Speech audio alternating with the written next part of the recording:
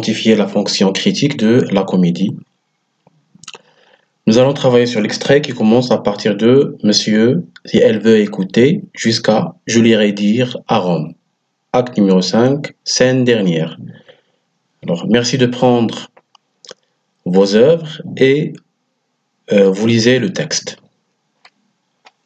L'objectif de cette vidéo sont le fait de pouvoir repérer comment le conflit est-il résolu de manière définitive et rapide et être capable d'identifier la fonction critique de la comédie.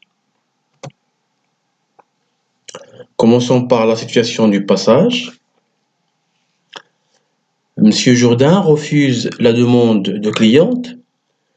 Cette dernière ou cliente accepte l'aide de Covey pour arriver à se marier avec Lucille. Cliente alors et Covey jouent sur le point faible de Monsieur Jourdain, c'est le rêve de grandeur et cliente se déguise en fils du grand turc. Monsieur Jourdain alors accepte de donner la main de Lucille au personnage turc car il deviendra Mamamouchi comme nous l'avons déjà dit dans le texte précédent.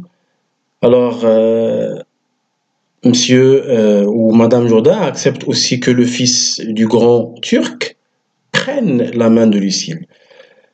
Ce stratagème réglera les problèmes des personnages, bien sûr, excepté celui de monsieur Jourdain de devenir noble. Pour identifier le texte, je vous rappelle alors l'auteur, Molière. Il s'agit d'une comédie, ballet, bien sûr, intitulée Le bourgeois gentilhomme. Il s'agit d'un texte dialogué et dramatique. Molière, quand on veut parler de l'action, on peut dire que Molière montre la solution de Covey qui poussera Monsieur Jourdain d'accepter la demande du mariage de Cléante. On peut émettre des hypothèses de lecture. Comment Molière prépare-t-il le dénouement de sa comédie? Pourquoi Madame Jourdain refuse-t-elle d'écouter Covey? Et en quoi cette situation est-elle comique? Quel secret Covey révèle-t-il à Madame Jourdain et pourquoi accepte-t-elle finalement le mariage de sa fille? Commençons par le premier axe. Comment? Nous allons répondre à ces questions. Comment Molière prépare-t-il le dénouement de sa comédie? Pourquoi Madame Jourdain refuse-t-elle d'écouter Covey? Parce qu'il est déguisé en personnage turc. Il est le truchement du fils du grand turc. Alors, Madame Jourdain ne veut pas marier Lucille à une personne n'ayant pas la même appartenance que sa fille. L'appartenance, bien sûr, géographique, culturelle, sociale. En quoi cette situation est-elle comique? Alors, on peut dire que ici, Madame Jourdain veut marier Lucille à Cléante. Cependant, il ne sait plus que le fils du grand turc n'est autre que Cléante. Et Madame Jourdain alors ne veut pas écouter le truchement qui est Covey. On est devant le comique alors de la situation. Nous avons déjà vu cette forme du comique dans l'une des vidéos. Quel secret Covey révèle-t-il à Madame Jourdain? Il lui révèle qu'il est, ça veut dire Covey, déguisé en truchement de fils du grand turc, qui est Cléante. Et pourquoi alors accepte-t-elle finalement le mariage de sa fille avec le Fontouche, parce que ce stratège ou ce stratagème de déguisement va résoudre les conflits entre les personnages. Cliente pourra se marier avec Lucille, Dorante pourra se marier avec Dorimène et la jalousie de Madame Jourdain va s'éteindre et Coville avec Nicole, etc. Cette résolution des conflits donnera peut-être le dénouement de cette comédie.